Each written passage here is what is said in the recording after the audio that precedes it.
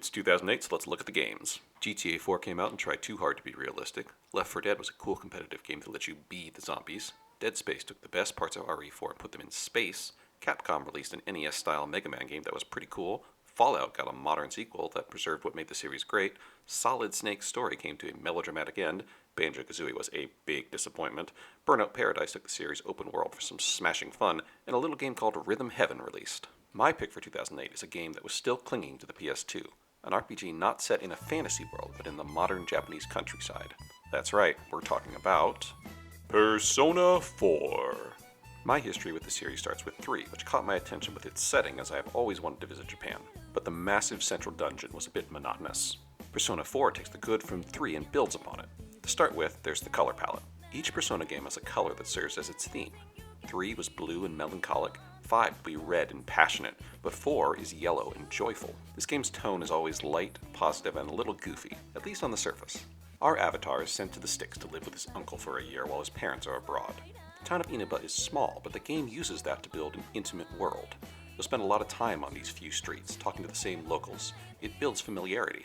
Of course, you quickly make friends with an assortment of quirky characters, which is handy because you will need their help once people start disappearing. You see, there's a darker side to Inaba, an alternate world inside the TV filled with shadows of the real world. People who end up there don't usually make it out, but of course that doesn't apply to you because you're the most specialist boy. You have a persona. In these games, a persona is a manifestation of a part of your personality, but from a gameplay perspective, they're mostly Pokemon by way of Japanese folklore.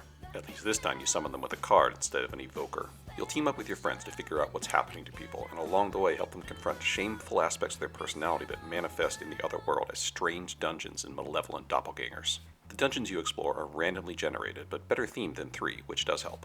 The problems you help people with are pretty serious. Family dynamics, gender identity, sexuality, and the game actually handles it pretty well. In between all that mess, you'll be living your life, attending school, joining clubs, making friends, building connections which empower your personas and help you in combat. This is a game that values the connections we make with others and explores the face we choose to show them, and I think that's cool. I will always remember my time in Inaba.